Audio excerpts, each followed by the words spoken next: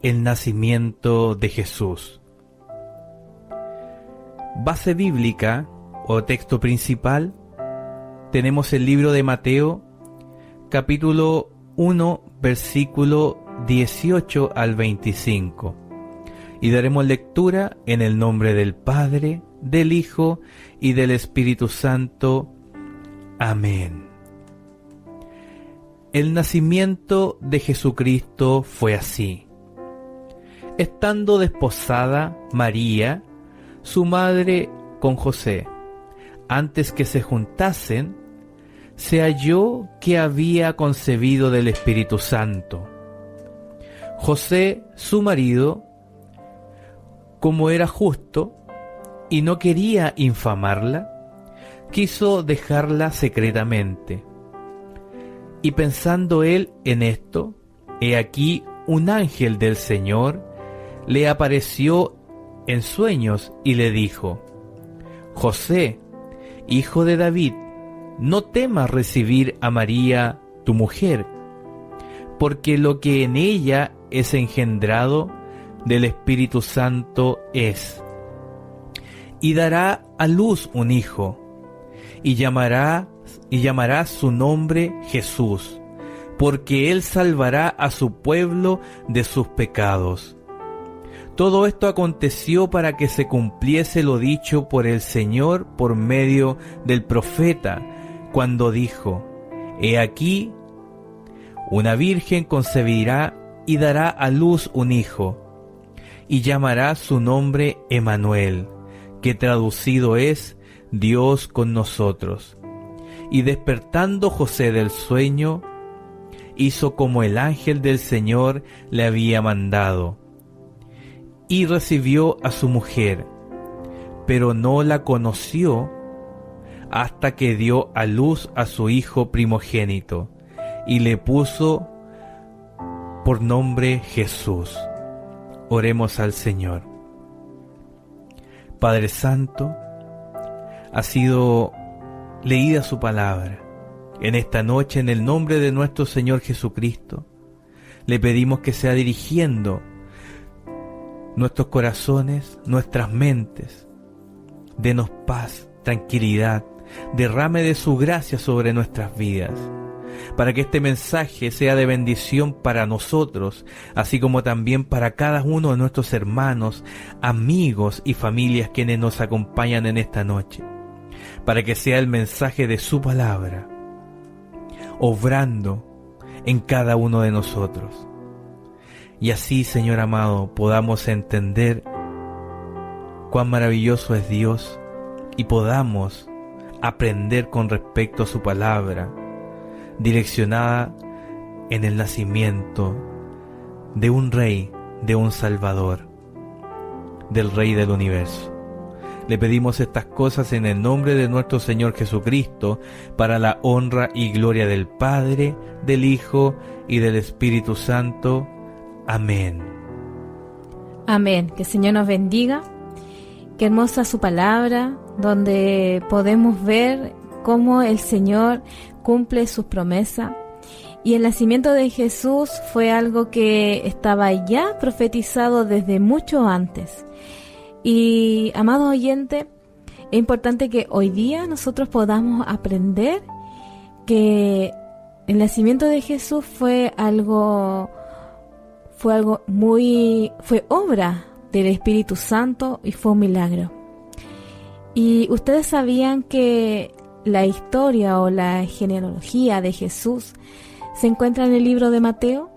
Mateo es el primer libro del Nuevo Testamento y que también fue uno de los discípulos de Jesús, y él relata cómo fue también el nacimiento de Jesús.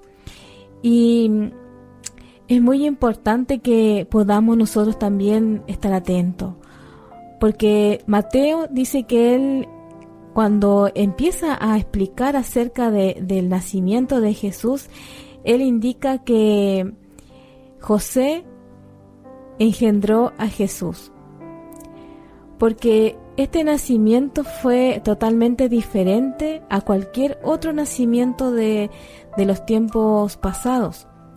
Por tanto, acá Mateo tenía que explicar de una manera muy especial cómo fue este nacimiento, cuáles fueron las condiciones especiales en las que Jesús fue engendrado.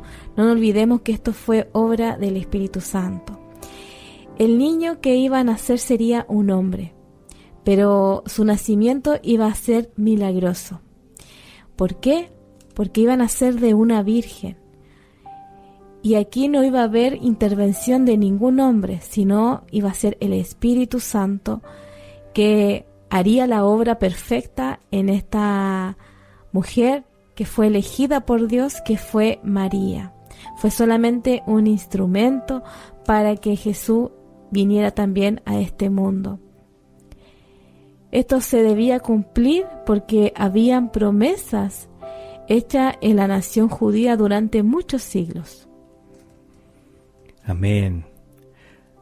Así es, querido oyente, y así como nuestra hermana Constanza mencionaba que el libro de Mateo mencionaba de una forma distinta lo que es la genealogía, también el libro de Mateo menciona 3 episodios diferentes que marcan la historia de la humanidad.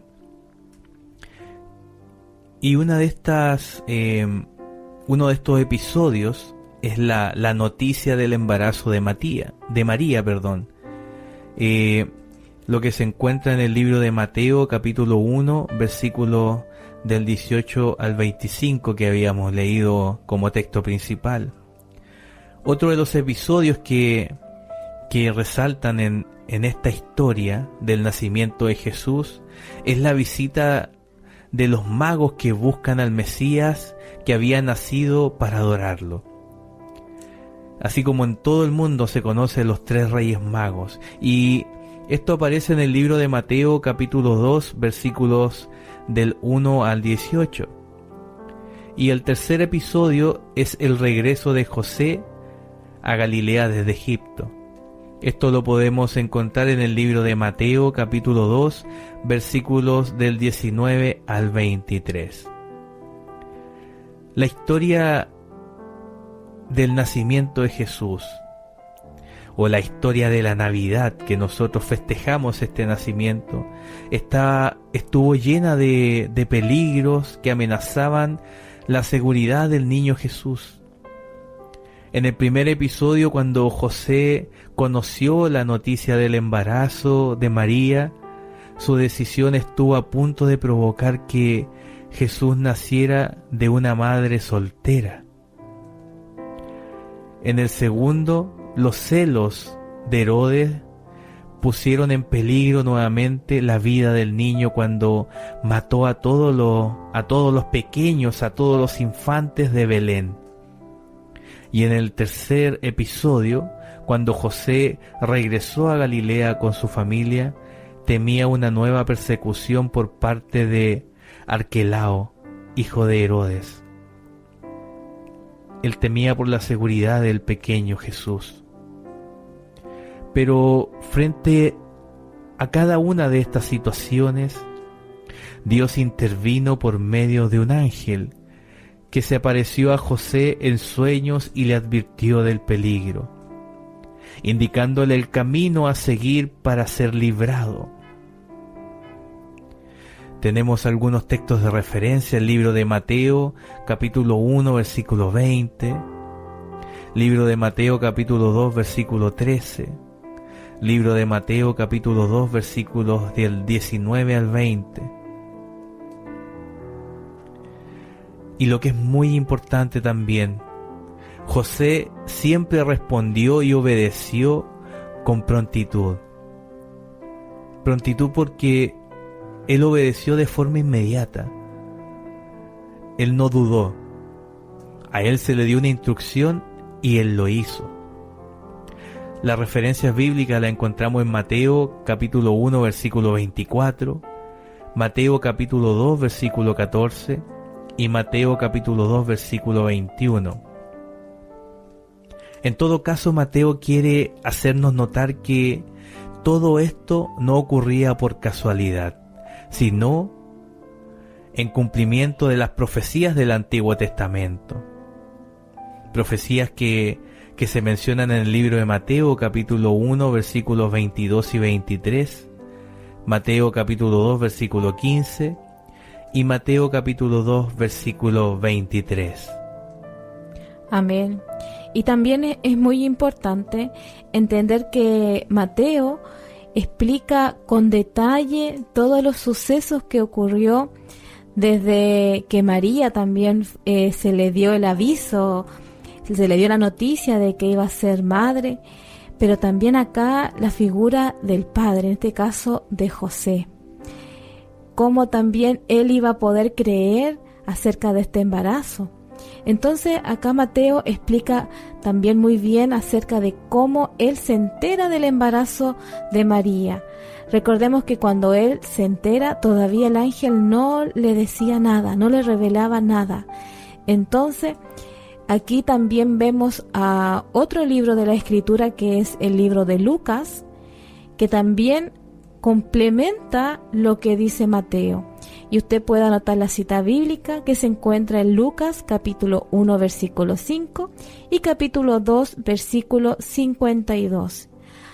Estos dos autores, tanto Mateo como Lucas, coinciden en lo siguiente: José estaba desposado con María cuando concibió por medio del Espíritu Santo.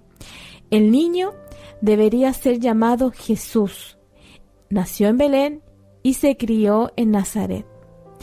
Pero también el autor de Lucas añade otros detalles que son muy importantes para tener un cuadro completo de lo que ocurrió en aquellos días. Por ejemplo, antes de lo que Mateo relata en el comienzo de su evangelio, también él sitúa el anuncio de Gabriel, del ángel Gabriel a María, de que concebiría por la acción divina del Espíritu Santo.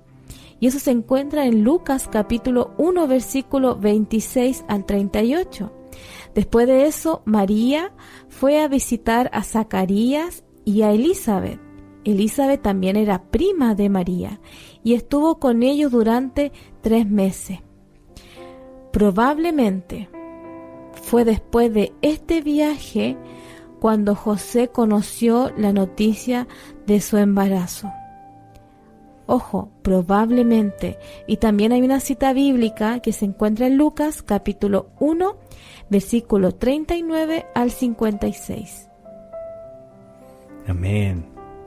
Es importante notar que en ese momento José y María estaban desposados. Para entender lo que esto significa, debemos recordar que en aquellos tiempos los matrimonios judíos eran acordados por los padres cuando los cónyuges eran todavía niños o muy jóvenes. Evidentemente, al tomar esta decisión, lo de menos era la afinidad sentimental entre los jóvenes. Eso llegaría después de casados. Lo que realmente importaba a los padres al tomar esta decisión eran cuestiones relacionadas con la afinidad social, cultural y espiritual de ambas familias. Años después el compromiso se hacía legal en el desposorio. A partir de este momento ya eran considerados marido y mujer, y solo se podrían separar mediante un divorcio legal. Pero el matrimonio no se consumaba todavía, sino que tendrían que esperar aún un año más antes de que el novio llevara a la novia a su casa y comenzara la convivencia. En ese momento tendría lugar una celebración espléndida que, dependiendo de las posibilidades económicas de la familia, podría consistir en un banquete que normalmente duraba 7 días. Fue en ese año entre el desposorio y la boda cuando José descubrió que María estaba embarazada. no sabemos cómo José llegó a enterarse del embarazo de María. Esto no los explica el texto bíblico. En todo caso, nos imaginamos que María intentaría en algún momento explicar a José lo que le había anunciado el ángel Gabriel. Ahora bien, ¿cómo convencer a José de que había concebido por medio del Espíritu Santo cuando algo así no había ocurrido nunca en la historia de la humanidad? Algo totalmente difícil de explicar y de entender. Lo que todo el mundo pensaría al verla embarazada es que José había mantenido relaciones sexuales con ella antes de que se consumara el matrimonio. Pero José sabía perfectamente que él no había hecho nada de eso. Solo podría pensar que María había estado con otro hombre, y esto es una situación muy complicada, muy incómoda. Y es difícil saber qué hacer en esta situación. Sumándome también a las palabras que decía nuestro hermano Juan, qué complicado esta situación también para José.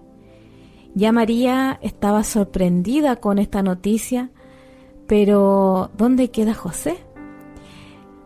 Si nunca había ocurrido esto en la historia de la humanidad, ¿cómo iba a ser su reacción? Pero la palabra del Señor también nos dice que, y nos describe que José era justo. Es decir, que era un hombre que deseaba vivir de acuerdo con la ley de Dios. Esta situación que tenía delante de sí era totalmente complicada. Por un lado, podemos imaginarnos la gran desilusión que se llevaría al saber que la mujer con la que él estaba a punto de casarse o de unirse en matrimonio estaba embarazada. Es decir, que le había sido infiel. Pero por otra parte, su propio nombre quedaría entredicho si no hacía algo al respecto. Ante una sensación de traición como la que él podía estar experimentando, lo más lógico sería comenzar un proceso jurídico contra María ante los ancianos. La ley de Moisés también contempla un caso similar a este y establecía que la mujer debía ser castigada con la muerte. Y tenemos una referencia bíblica que es en Deuteronomio capítulo 22, versículo 23 al 24. Aunque todo esto parece indicar que en ese momento ya no se aplicaba, esto permitiría a José ser justo en la aplicación de la ley y librarse también del mal nombre que María le estaba dando. Por supuesto, María sería expuesta a una humillación terrible que le dejaría marcada para el resto de su vida. Pero José no quería hacer nada de eso. Y ante esta actitud, él podía ir donde los ancianos y mencionar y acusar a María acerca de esta infidelidad, porque José no era el padre. Entonces, ¿cómo iban a poder entender y explicar que esto era obra del Espíritu Santo si nunca había ocurrido en la humanidad? Que el Señor nos ayude, pero vemos que los misterios del Señor son tan grandes que uno no lo puede entender, pero lo más importante es que el Señor dice ahí que José era justo. Pero José no quería hacer eso. Nos hace pensar que José podía tener dudas acerca o sobre la historia de la concepción por medio del Espíritu Santo. También en ese momento estaba embarazada Elizabeth, la mujer de Zacarías, que había ocurrido un poco antes de una forma igualmente sobrenatural. Ellos ya eran ancianos y no podían tener hijos, pero también el Señor, a través de la obra del Espíritu Santo, también puso también la bendición en este matrimonio, y ellos pudieron tener hijos, pero fue dentro del matrimonio. Y Elizabeth ya era adulta, muy adulta, ya a la edad de ellos ya no podían tener hijos, pero el Señor puso fertilidad en Elizabeth, y ella también fue instrumento de Dios, y ahí podemos ver que más adelante nace Juan el Bautista. Qué hermoso, porque uno no conoce los misterios del Señor, pero Dios prepara todo para cumplir su propósito en nuestras vidas. También podemos ver que si ya José había tomado conocimiento del embarazo de Elizabeth, que también había sido algo sobrenatural, ya habían cosas que él estaba dudando. Todos estos detalles, unidos entre sí, podemos ver que a él se le hacía difícil pensar de que María pudo haber sido infiel. Tuvo esa duda. Pero dice que la palabra del Señor que él también dice de que él la amaba de verdad y él no deseaba hacerle ningún daño. Era incapaz de actuar por venganza u odio. Si hubiese sido otro hombre, hubiese sido totalmente distinto. Pero vemos que Dios preparó todas las cosas. José tenía que resolver un verdadero dilema. ¿Qué hacer? Todos sus pensamientos estaban en conflicto y se sentía tremendamente desilusionado. Se preguntaba quizás cómo podía María haberle sido infiel de ese modo. Pero ¿por qué inventarse una historia así como la concepción por el Espíritu Santo para justificarse? Si sabía de antemano que nadie le iba a creer a María. ¿Acaso aquella joven que él creía honesta y pura era acaso una embustera o una mentirosa de la que además había que dudar de su sanidad mental? Como podemos decir hoy, quizás ella estaba loca o estaba demente. ¿Cómo iba a inventar eso si nadie le iba a creer? Que el Señor nos ayude. Pero finalmente José creyó que lo más conveniente sería darle una carta de divorcio y despedirla discretamente. No ir donde los ancianos, ni que comenzara algo legal, sino que todo secretamente y carta de divorcio.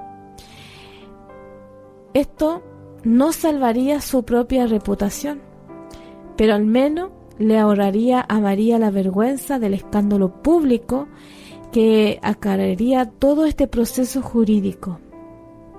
Seguramente esta opción no le satisfacía plenamente, pero dentro de las posibilidades que tenía, era la única forma que encontró para combinar la justicia con la misericordia. Que el Señor nos bendiga. Bendito sea el Señor.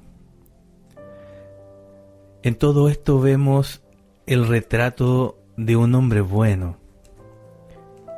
Lo fácil habría sido buscar venganza después de lo que a todas luces parecía una infidelidad de su mujer. Pero él pone en práctica lo que decía Proverbios: el amor cubrirá todas las faltas. Qué hermoso texto, y esto lo podemos encontrar en el libro de Proverbios capítulo 10, versículo 12. No actuaba con odio ni por venganza, sino que se comportaba como un hombre verdaderamente bondadoso y compasivo. Aunque no hay ninguna palabra de José registrada en los evangelios, sin embargo sus actitudes y acciones nos permiten ver a un hombre realmente ejemplar. Algunos, llevados por un espíritu legalista, tal vez argumentaban que José, para haber sido realmente justo, debería haber denunciado públicamente a su mujer de fornicación, tal como la ley señalaba para estos casos. Pero José no tenía pruebas de que eso hubiera ocurrido de verdad. Y por otro lado, había detalles que le decían dudar. Aunque no los podía explicar, en una situación así prefirió, dejarse guiar por el amor y la misericordia. Nos imaginamos que en esos días José oró incansablemente buscando la dirección de Dios, y ahora iba a ser contestado. El Señor acude en ayuda a José a fin de indicarle el camino a seguir en la encrucijada en la que se encontraba, y lo hace por medio de un ángel que se le apareció en sueños. Toda esta situación para José era complicado, y él temía también las repercusiones sociales que su decisión tendrían para María y para él mismo. No había ninguna opción ideal, algo que les favoreciera a los dos. Era complicado. Y la situación para José, además que él no contaba con toda la información necesaria para tomar una decisión correcta. Pero la situación iba a cambiar por completo con la información que el ángel le iba a proporcionar.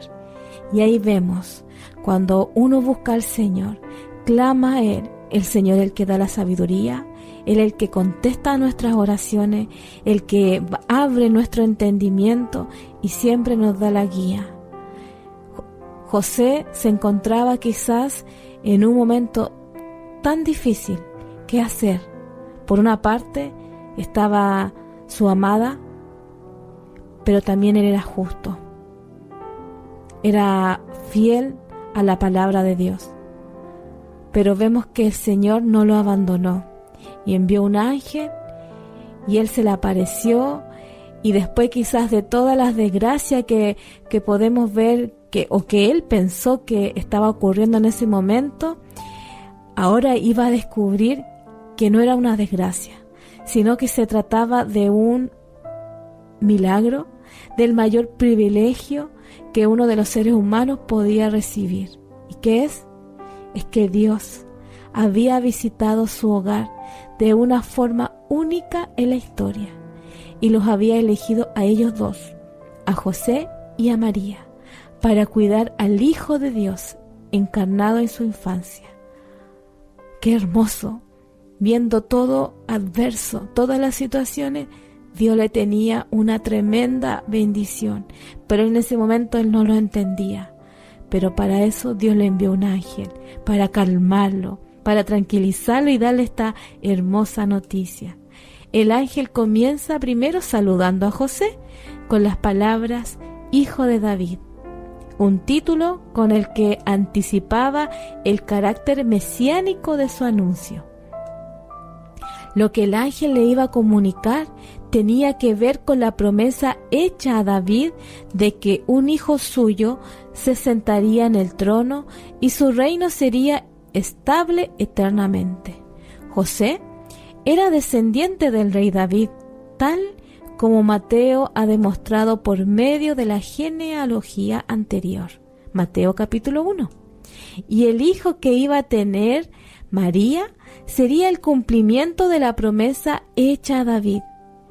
Pero para que eso pudiera llevarse a cabo, José tendría que recibir a María y reconocer al niño como su descendiente legítimo, a fin de que fuera legalmente hijo de David.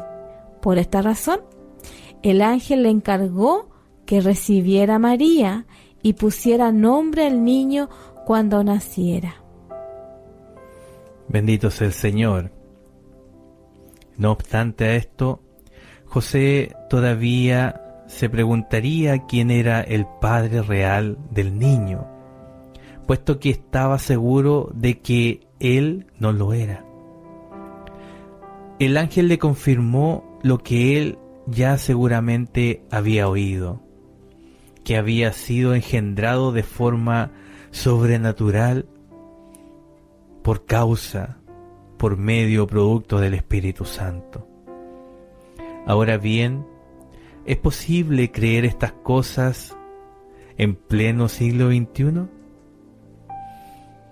Bueno, un asunto así no es fácil de aceptar, ni ahora ni tampoco hace 2000 años atrás. Notemos que la primera reacción de los propios personajes de esta historia fue de asombro e incredulidad. Por ejemplo, tenemos el caso de Zacarías, el padre de Juan el Bautista. Al principio él no creyó en las palabras del ángel que le anunciaba que su mujer estaría embarazada, ya que ella era estéril, y ella concebiría a un niño en su vejez. La referencia bíblica la encontramos en el libro de Lucas capítulo 1 versículo 20. También María, cuando el ángel le anunció que ella iba a concebir un niño, preguntó: ¿cómo será esto? La referencia bíblica la podemos encontrar en el libro de Lucas capítulo 1 versículo 34. Y José, cuando se enteró del embarazo, se mostró muy escéptico, y su primera decisión fue dejar a María. Sin embargo, finalmente todos ellos creyeron en estos hechos sobrenaturales, y su fe es un fuerte apoyo para la nuestra, porque si después de valorar todas las evidencias llegaron a la conclusión de que Dios había intervenido de forma sobrenatural en el nacimiento de Jesús, fue porque el asunto estaba claro. De otro modo, ¿por qué inventarse una historia que nadie se iba a creer para justificar un acto inmoral cometido durante el periodo del desposorio o después de haber contraído matrimonio?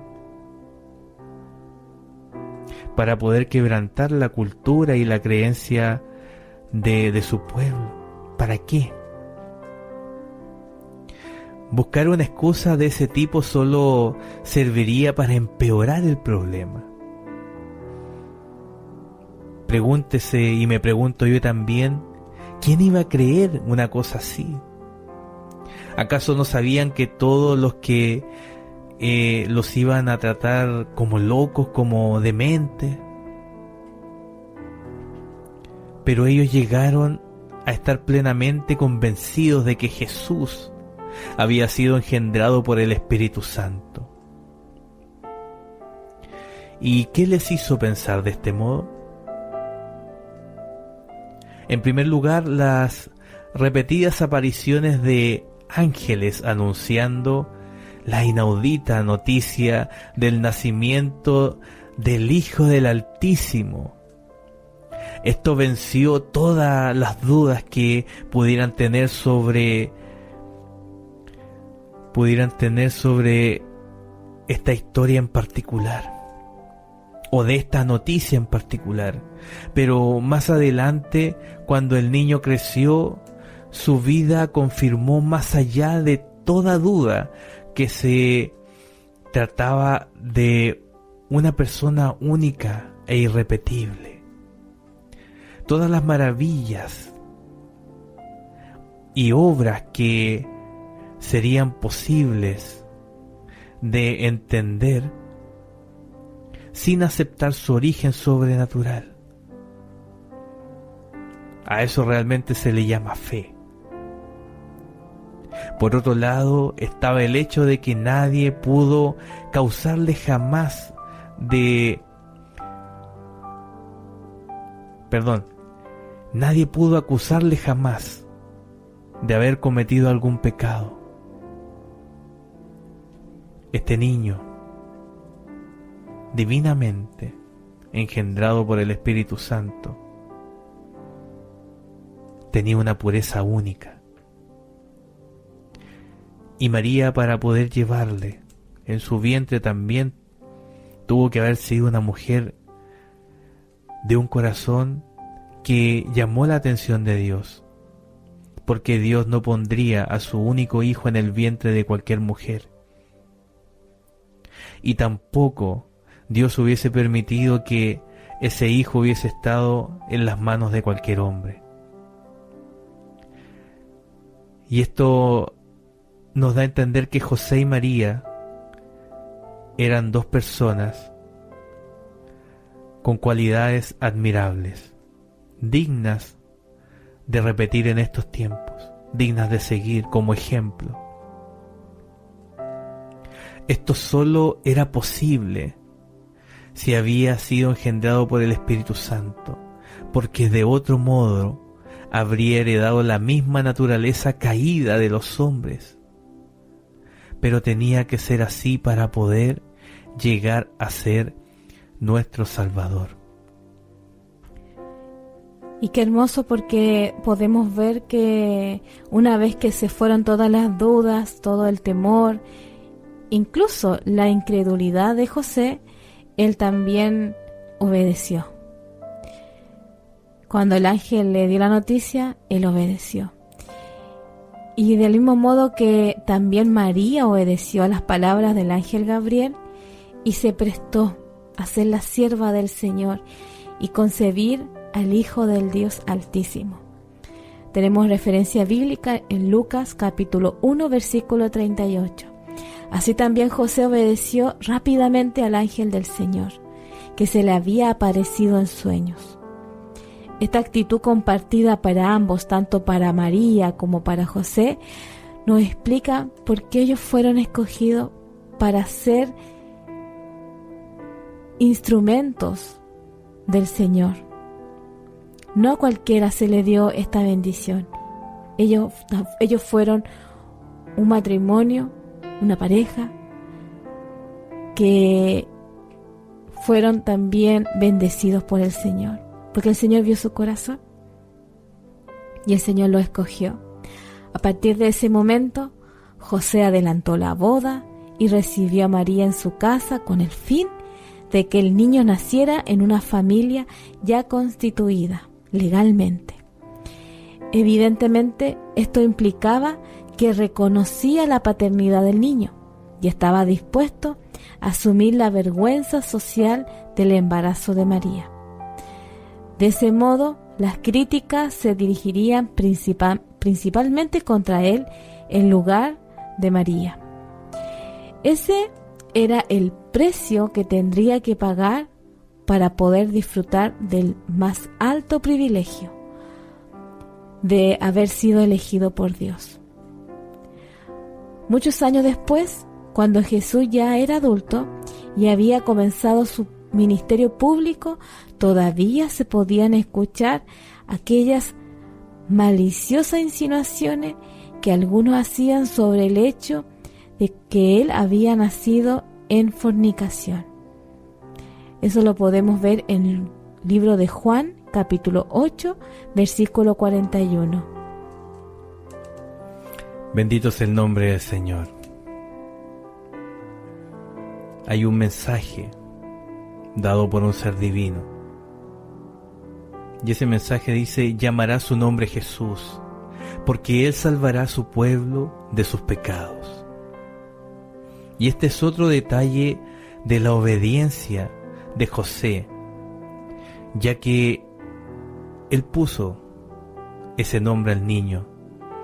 Él llamó al niño Jesús, asumiendo públicamente su rol paterno. Y por supuesto, le puso el nombre que el ángel le había dicho. Y le puso por nombre Jesús. Referencia bíblica, el libro de Mateo capítulo 1 versículo 25. Notemos que este pasaje el Señor Jesús recibe dos nombres. Uno de ellos es Jesús, que describe su misión como Salvador de los hombres, y Emmanuel, que significa Dios con nosotros.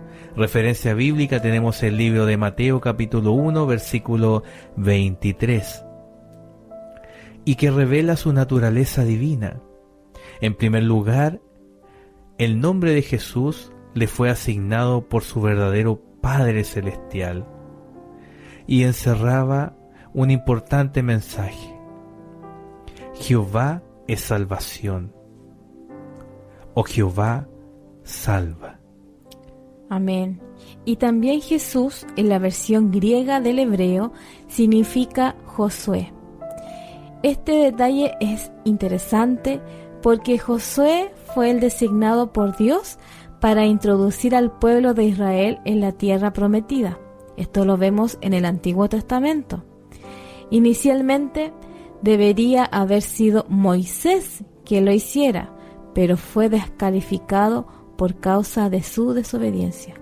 Así que, aunque Moisés había sido un importante siervo de Dios en la historia de Israel, que le había dado incluso la ley de Dios, sin embargo, no pudo llevar al pueblo a disfrutar de la tierra prometida. Solamente lo vio de lejos. Pero ahí Dios preparó a un hombre que era Josué. Asimismo, de este mismo modo, Jesús entra ahora en la historia con la misión de llevar a su pueblo hacia la salvación de Dios. Como diría el apóstol Juan, la ley por medio de Moisés fue dada, pero la gracia y la verdad vinieron por medio de Jesucristo. Referencia bíblica, el libro de San Juan, capítulo 1, versículo 17. Ahora este anuncio es tremendamente asombroso, porque dice, Él salvará a su pueblo de sus pecados. Pero ¿quién era ese niño? Más adelante ya este niño creció, ya fue adulto, y Jesús le dijo a un paralítico que sus pecados le eran perdonados. Algunos de los que estaban allí pensaron inmediatamente que él estaba blasfemando, porque ¿quién puede perdonar pecado sino solo Dios? Referencia bíblica, Marcos capítulo 2, versículo 7. Pero aquí él estaba en lo correcto, Jesús, porque solo Dios puede perdonar los pecados del hombre. Por lo tanto, cuando el ángel anunció que Jesús salvaría a su pueblo de sus pecados, estaba diciendo que el niño que estaba por nacer era Dios mismo. Santo es el nombre del Señor.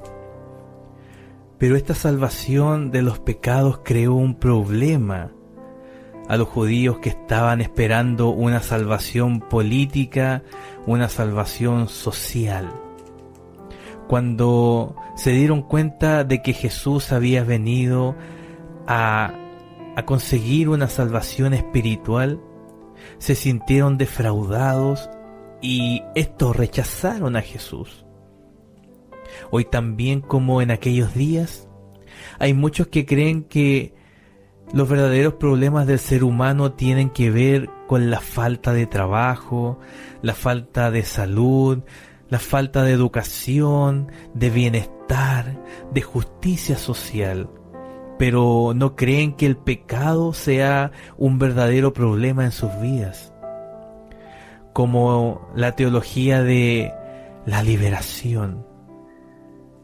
Por supuesto, el diagnóstico de Dios es diferente. Desde la perspectiva divina, el pecado es lo que impide que el hombre pueda tener y disfrutar plenamente de todas esas cosas. Por eso era necesario que primero el Mesías salvara al hombre de sus pecados.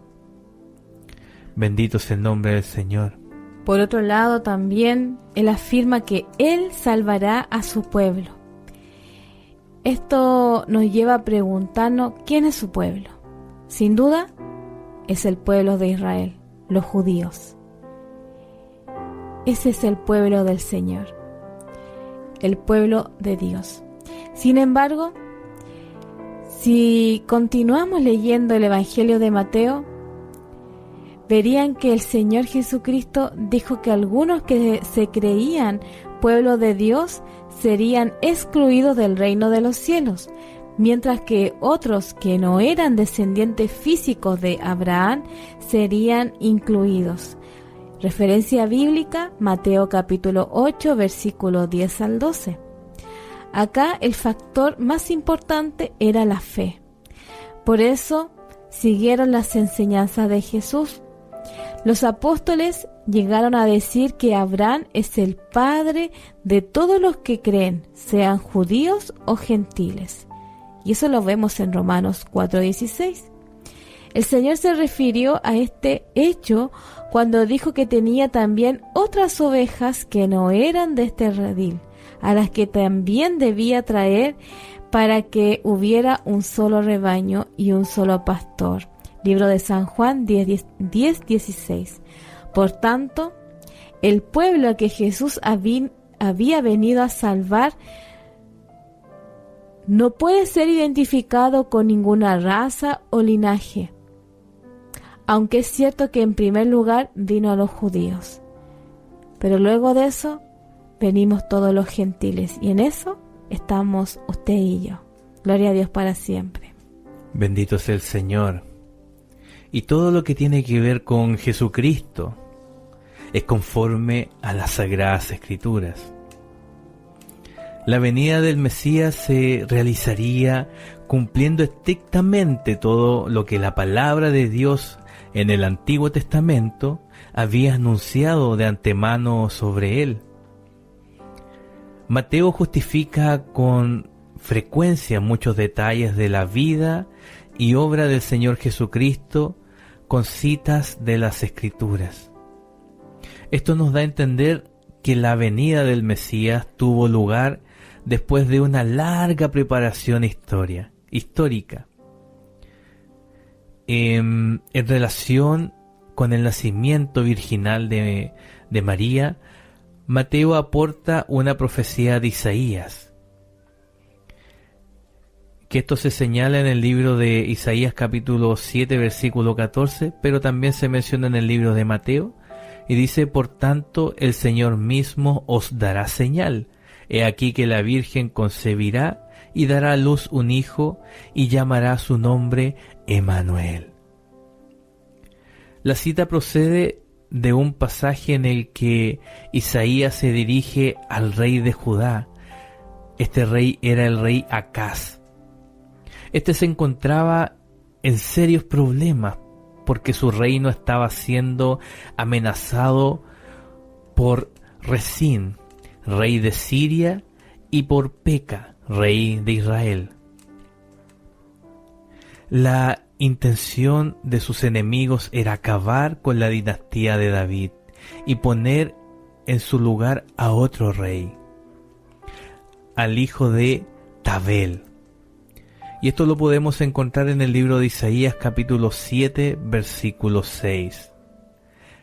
Ante esta amenaza, Acaz y su pueblo se estremeció como se estremecen los árboles del monte a causa del viento, como se menciona en el libro de Isaías capítulo 7 versículo 2. El profeta Isaías se dirigió a Acaz con la intención de tranquilizarle y darle esperanza. Según el hombre de Dios, el problema no era político, sino que se trataba de una cuestión de fe. Y aquí es donde estaba la verdadera dificultad, porque Acaz era un hombre incrédulo.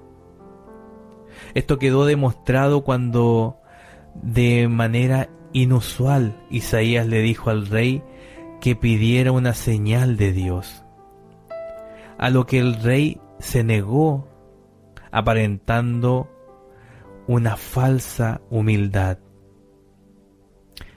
En el fondo, Acaz no creía en Dios y tampoco quería tenerlo en cuenta en su forma de hacer política. o en su forma de reinar o gobernar. Sin embargo, lo que estaba en juego era la continuidad de la dinastía de David y con ello la promesa mesiánica. Mesiánica es la promesa futura de la venida del Mesías, del Salvador de la humanidad. Por lo tanto, el Señor iba a darle una señal que serviría para confirmar que la alianza enemiga no prosperaría. Fue entonces cuando Isaías profetizó lo que dice en el versículo 7 del libro de Isaías, capítulo 7, versículo 14. Ahora bien, ¿en qué iba a consistir exactamente esta señal? En principio, todo parece indicar a que en el contexto del rey Acaz, una doncella virgen se casaría y tendría un hijo que se llamaría Emmanuel, lo que significa Dios con nosotros. Evidentemente, en este hecho no había nada de milagroso, pero sí lo había en lo que el profeta añadió. Antes que el niño sepa desechar lo malo y escoger lo bueno, la tierra de los dos reyes que tú temes será abandonada. Tenemos referencia bíblica en Isaías 7:16. Con ello Dios estaba manifestando su compromiso con la descendencia de David, que había de ser perpetua, hasta que se cumpla la promesa de que en su descendencia se sentaría en el trono eternamente. Eso lo podemos ver en 2 de Samuel, capítulo 7, versículo del 12 al 16. No sabemos con exactitud a qué niño se refería, aunque algunos han propuesto a Ezequías, hijo de Acaz. Pero vemos que Mateo, en el libro de Mateo, esta profecía esperaba un cumplimiento mucho mayor que había de tener lugar con Jesús. El primer niño nacido en la corte de Acaz se llamaría Emmanuel y les serviría para recordar que Dios estaba con ellos. Pero eso no quería decir que el niño fuera realmente Dios. Pero en el caso de Jesús, el nombre de Emmanuel cobra un nuevo sentido mucho más pleno. Ya no se trataba solo de un nombre que traía esperanza, sino que el niño que iba a nacer sería Dios mismo, viviendo en medio de su pueblo. Y del mismo modo, la joven doncella virgen del primer cumplimiento ahora sería una virgen que concebiría sin la mediación de un varón, sino por la obra del Espíritu Santo. Y así se cumpliría lo que también se profetizó en esa misma sección de Isaías. Podemos buscar Isaías capítulo 9, versículo del 6 al 7, que dice: porque un niño nos es nacido, hijo nos es dado, y el principado sobre su hombro, y se llamará su nombre admirable, consejero, Dios fuerte, Padre eterno, príncipe de paz. Lo dilatado de su imperio y la paz no tendrán límite sobre el trono de David y sobre su reino, disponiéndolo y confirmándolo en juicio y en justicia desde ahora y para siempre. El celo de Jehová de los ejércitos hará esto. Amén. Como ya habíamos mencionado, el término o el nombre Emmanuel sería el nombre que unos padres creyentes pondrían a su hijo, que nacería en momentos críticos para expresar su confianza en la seguridad que Dios estaba con ellos. Pero el niño que nacería de María no solo llevaría un nombre que les ofrecería esperanza en momentos difíciles, sino que de manera literal, aquel niño sería Dios con nosotros. En Cristo, Dios vino a habitar entre los hombres. Así lo expresó el apóstol Juan en el libro de Juan capítulo 1 versículo 14, donde menciona lo siguiente: y aquel verbo fue hecho carne, y habitó entre nosotros, y vimos su gloria, gloria como del unigénito del Padre, lleno de gracia y de verdad. En el Antiguo Testamento, Dios había morado en el templo, pero ahora se presenta en medio de su pueblo de forma viviente, visible, de forma palpable. Esta es la revelación suprema de Dios. Como referencia bíblica tenemos el libro de Hebreos capítulo 1 versículo 1, donde menciona: Dios, habiendo hablado muchas veces y de muchas maneras en otro tiempo a los padres por los profetas, en estos postreros días nos ha hablado por el Hijo. Bendito es el nombre del Señor. Pero no solo iba a revelar a Dios de una forma única, también se disponía a salvar al hombre de todas sus miserias. Para eso era necesario que se hiciera como uno de ellos.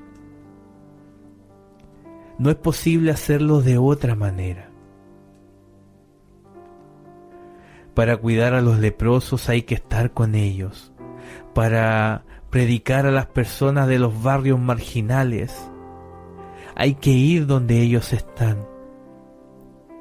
En este sentido, valoramos la fuerte vocación misionera del apóstol Pablo, que dijo: por lo cual, siendo libre de todos, me he hecho siervo de todos para ganar a mayor número.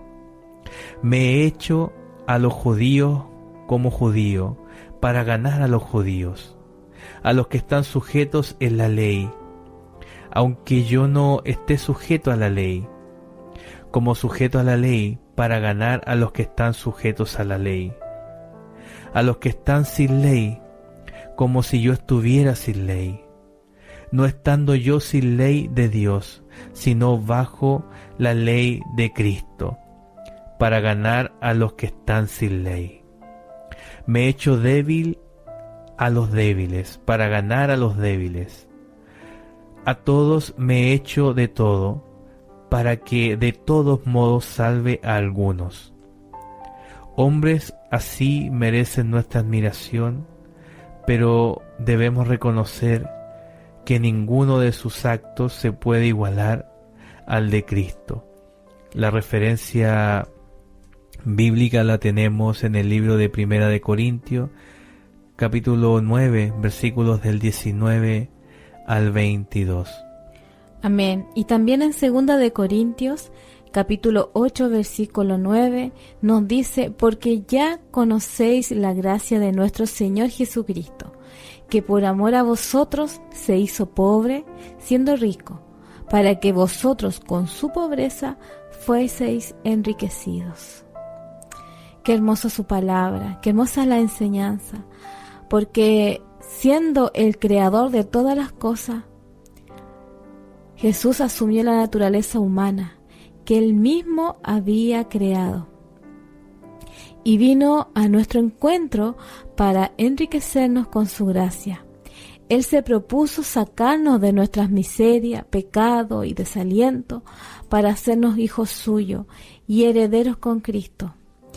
Él entró en nuestra atmósfera contaminada por el pecado, a fin de llevar sobre sí nuestra propia condenación y así podernos justificar ante Dios. Para eso se acercó a los enfermos, para sanarlos, a los endemoniados, para librarlos, a los hambrientos, para darles de comer, pero sobre todo buscó a los perdidos, para salvarlos. Quédese con eso, amado hermano. Le buscó a usted, me buscó a mí, para salvarnos. Aunque muchas personas piensan que Dios está tan lejos del hombre, eso es totalmente falso.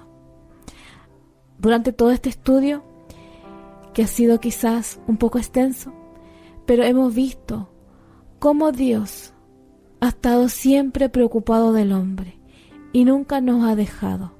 Siempre ha estado con nosotros. Y en su infinito amor y misericordia envió a su Hijo Jesucristo para ofrecernos. Jesucristo es nuestro mejor regalo. No hay otro mejor. Él vino a salvar al hombre, al pecador. Todos nosotros estábamos perdidos, sin rumbo, muertos espiritualmente por el pecado. Pero vino el Salvador de este mundo. Vino Emmanuel, Dios con nosotros. Vino a estar en medio de este mundo, de nosotros, para ofrecer también esta salvación. Y es tan importante, amado hermano, recordar en esta fecha que el Señor le ama y que más que Navidad, más que regalo, más que tantas cosas que el hombre se afana en este tiempo por buscar el mejor regalo, por buscar quizás lo más costoso, la mejor marca y quizás tanta cosa para que la familia, para que esa persona que va a recibir ese regalo pueda sentirse contento, amado y quizás valorado porque recibió un regalo costoso o quizás algo simbólico. Déjeme decir que aun cuando nos esforcemos por buscar el mejor regalo, vayamos a las mejores tiendas, vayamos y sacrifiquemos quizá tanto dinero para encontrar algo hermoso para esa persona, hubo uno que vino a este mundo y dio lo más preciado. Y ese fue Jesús, que dio su vida por usted y por mí. No hay mejor regalo, no hay mejor regalo que se pueda comparar con el regalo de Jesús, el que está con los brazos abiertos para todo aquel que quiera reconocer de que Él es nuestro Salvador y que fuera de Él no tenemos otro. Así que si en esta hora usted todavía no se ha decidido, no ha abierto su corazón al Señor, este es el tiempo. No va a haber nada que pueda llenar ese vacío de su corazón. Solamente el Señor, que el que sana, el que restaura, el que alienta, el que fortalece, el que levanta, el que liberta. El Señor lo hace todo. Somos muchas veces nosotros los que negamos ese regalo y está al frente de sus ojos. Basta que usted abra su corazón. Y este estudio acerca del nacimiento de Jesús nos demuestra el tremendo amor de Dios para el hombre. Que aun cuando el hombre muchas veces se había alejado de Dios, Dios siempre estuvo pendiente de nosotros. Siempre nos dio una oportunidad, pero era el hombre que se alejaba. Pero se cumplió la profecía y vemos que Jesús vino a esta tierra, nació por obra del Espíritu Santo, sin intervención humana. Y vemos que cómo fue el ministerio de Jesús. Qué hermoso, amado hermano, que en esta hora usted se pueda sentir gozoso, alegre, feliz, porque el Salvador vino a este mundo. Y Jesús todavía está con los brazos abiertos. Y lo más hermoso que el Señor nos dejó, que es el Espíritu Santo, que está con nosotros en todo momento y Él no nos abandona. Así que en esta hora vamos a orar para agradecer al Señor por este mini estudio, rogando al Señor que cada día nos dé de su gracia y que esta palabra para usted haya sido de bendición. Oramos al Señor. Padre, en esta hora le damos gracias, Señor, por su palabra. Dios mío, porque de una manera, Señor, hemos querido, Señor, poder explicar acerca del nacimiento de Jesús a través de su palabra, a través de estos autores como Mateo y Lucas, Juan, Dios mío, que también nos explican acerca de cómo, Señor, usted envió a su Hijo unigénito a este mundo, Padre. Gracias le damos, Señor, porque es el mejor regalo que el hombre pueda recibir. Nada se puede comparar. Señor, así como usted usó como instrumento a María y a José, también usted nos puede usar a nosotros como instrumento para llevar su palabra, llevar estas buenas nuevas de salvación, estas buenas noticias a todas las personas que aún no le creen, que aún no le conocen. Somos llamados a poder, Señor, predicar y sembrar su palabra. Ayúdanos, Señor, a mantenernos firmes, confiados, Señor, de que usted está con nosotros. Ayúdanos, Dios, en esta hora, a no olvidarnos que el mejor regalo que el hombre y la mujer pueden recibir en este mundo es a Jesucristo en sus corazones. Bendíganos en esta hora, Señor, en el nombre de Jesús. Amén y amén.